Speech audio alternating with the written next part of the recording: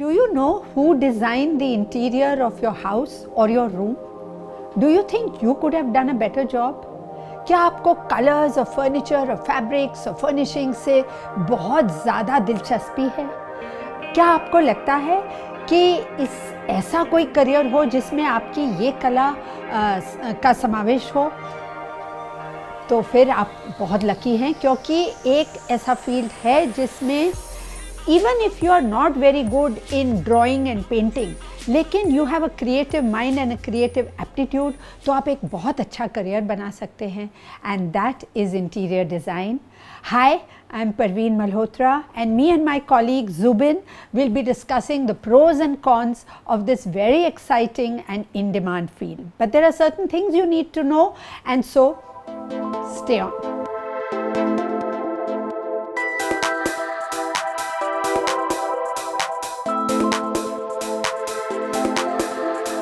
Let's start with a very simple and basic first question. What is the difference between interior decoration and interior design? See, interior decoration is about, arranging or rearranging the furniture, maybe selecting a color scheme for the soft furnishing, कि cushion कौन से रंग का होना चाहिए, अगर sofa आपका beige colour का है, दीवार कौन से कलर की होनी चाहिए, वगैरह मोटी मोटी बातें, फ्लावर वाज रखना चाहिए, कौन सा पेंटिंग रखना चाहिए, स्टैच्यू रखना चाहिए, कहाँ रखना चाहिए, वगैरह वगैरह. लेकिन जब इंटीरियर डिज़ाइन की बात करते हैं तो interior design is almost like architecture, यानी आपको कुछ स्ट्रक्चरल नॉलेज भी होना चाहिए कि अगर हम ये दीवार को तोड़ रहे हैं तो ये लोड बेयरिंग वॉल है कि वैसे ही सुपरफिशियल वॉल है, क्या उसको तोड़ने से आपका बिल्डिंग ही ढस ना हो जाए. अगर आपको इलेक्ट्रिकल वायरिंग या सर्किटरी को रीरूट करना है या प्लम्बिंग की पाइप्स को रीरूट करना है तो आप कितना कर सकते हैं, उसकी लेंथ क्या होनी चाहिए, एयर कंडीशनिंग की टनेज कितनी होनी चाहिए, ये सब नॉलेज आपको होना चाहिए. यानी एक बेसिक अंडरस्टैंडिंग ऑफ स्ट्रक्चरल, आपको फुल फ्लेज आर्किटेक्चर का ज्ञान नहीं होना चाहिए, लेकिन मोटी मोटी चीज़ें जो एक आर्किटेक्ट को पता है, एक स्ट्रक्चरल इंजीनियर को पता है वो, and the understanding of the psychology of your client, requirement, उसका बजट क्या है, और creatively आप उस स्पेस को कैसे enhance, beautify, comfortable और efficient बना सकते हैं. तो it's a full-fledged professional field in itself. तो जब एक 17 या 18 साल का स्टूडेंट इस फील्ड में एंटर करना चाह रहा है तो उसे क्या दिमाग में रखना चाहिए, क्या क्वालिटीज़ उनमें होनी चाहिए, क्या एट्रीब्यूट्स और स्किल्स उनमें होने चाहिए कि वो डिसाइड कर पाएँ कि हाँ मैं इस फील्ड के लिए सूटेबल हूँ?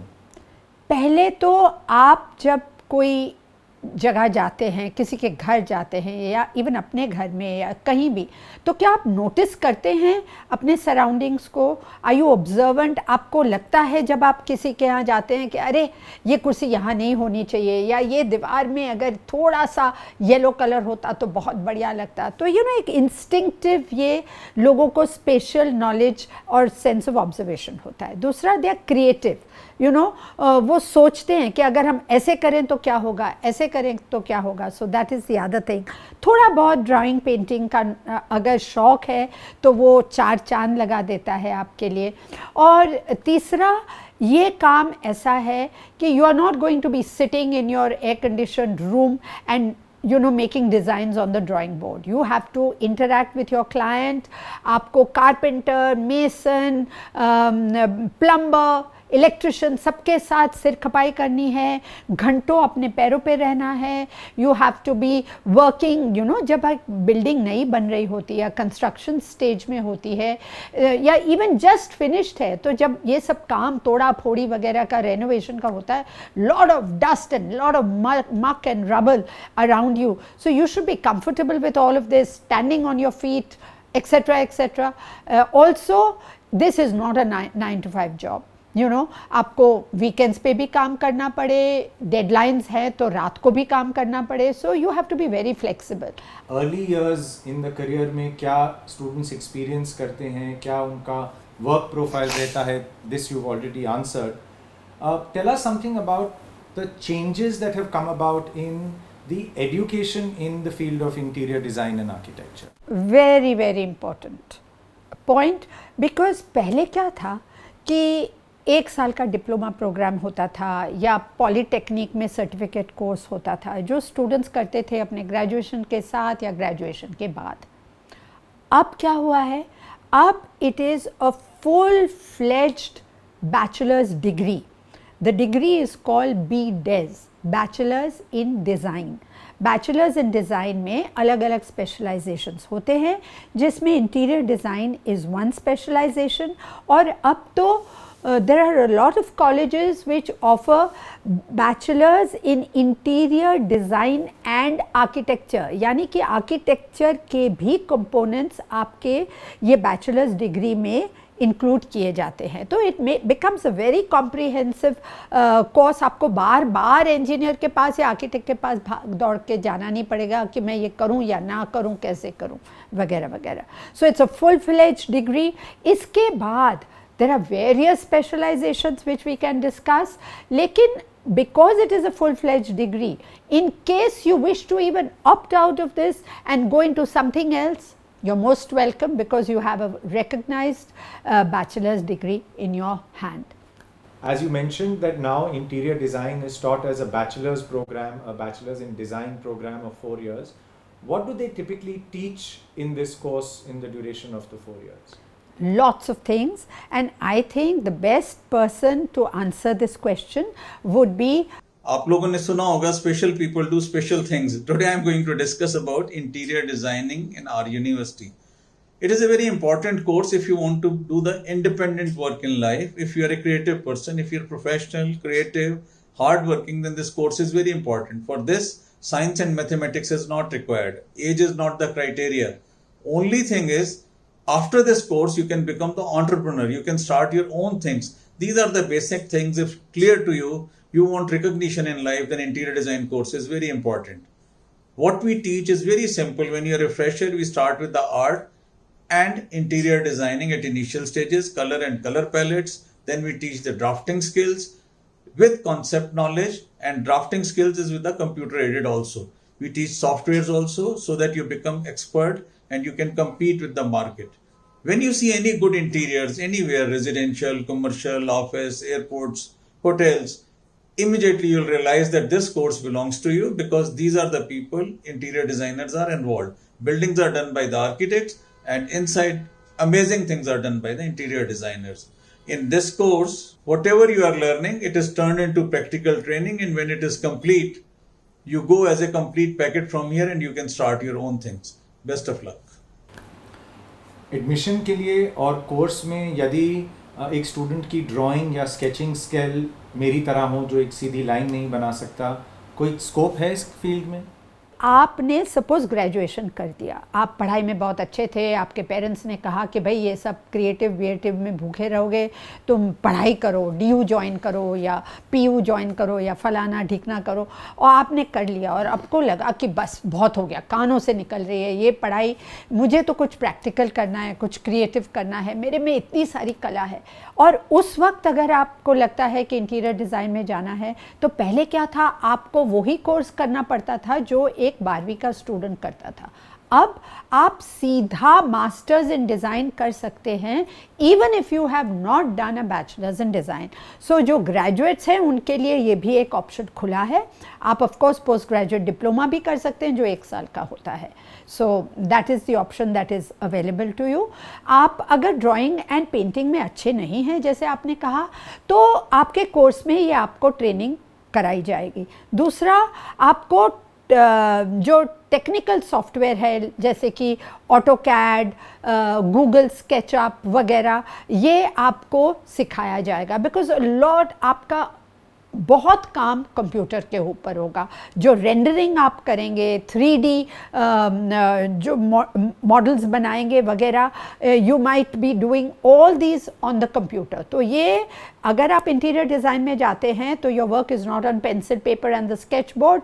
Computer is going to be your left and right hand in the years to come. So that is something that will be taught to you. The other thing that you will have to learn is photography, which is very interesting. It is part of interior design as well as of any design course that you study as part of your BDes degree. एक और बात I think यहाँ मुझे बतानी चाहिए, वो ये है कि बहुत स्टूडेंट्स ऐसे होते हैं कि उनको 100% नहीं पता कि भाई मुझे इंटीरियर डिज़ाइन करना है कि टेक्सटाइल डिज़ाइन करना है कि ग्राफिक डिज़ाइन करना है ना.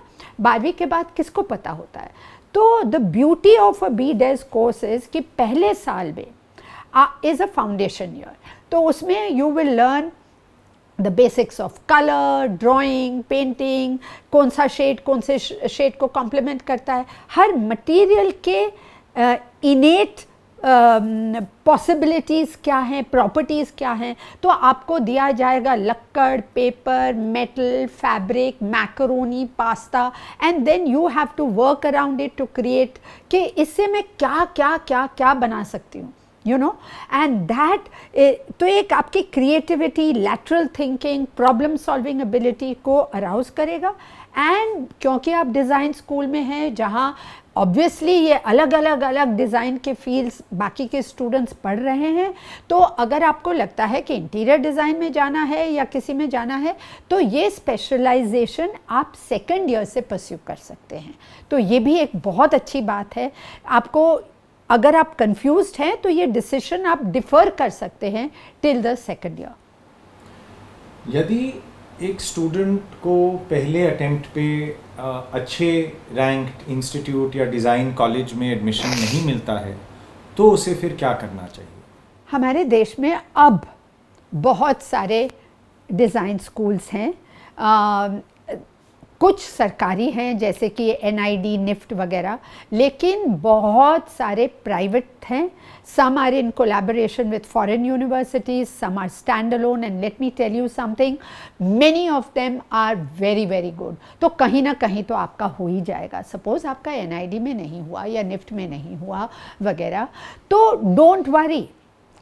इस फील्ड में जब आपके घर में इंटीरियर डिज़ाइनर आया तो क्या आपने कभी पूछा, या आर्किटेक्ट आया, कभी किसी ने कोई आर्किटेक्ट को पूछा कि आपने आर्किटेक्चर कहाँ से किया, या फोटोग्राफर को कोई पूछता है कि भाई आपने फोटोग्राफी कहाँ से सीखी?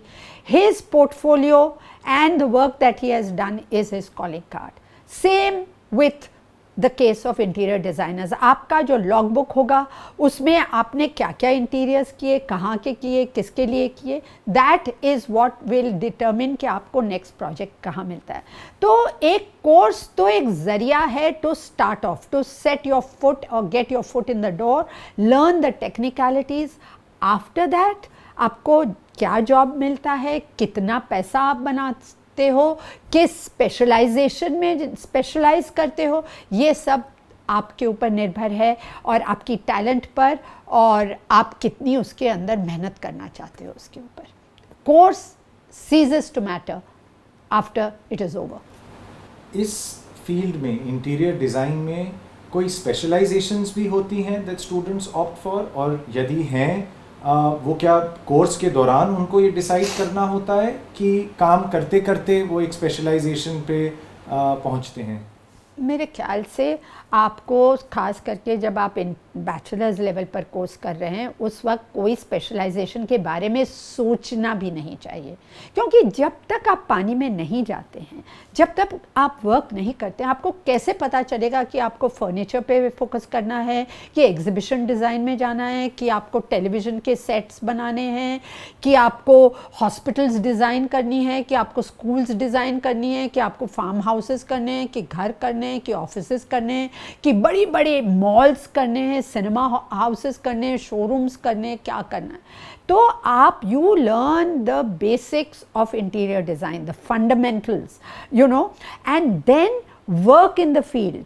Try your hand at 2-3 different things, और अपने आप आपके अंदर घंटी बजेगी.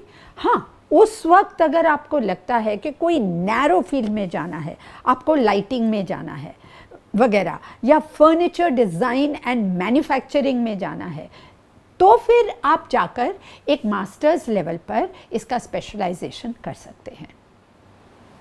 आपने कुछ तो बातें बताई इस फील्ड के प्रोज या एडवांटेजेस या पॉजिटिव साइड के बारे में, उनके बारे में थोड़ा और बताइए, और ये भी बताइए कि इस फील्ड के नेगेटिव पहलू क्या हैं।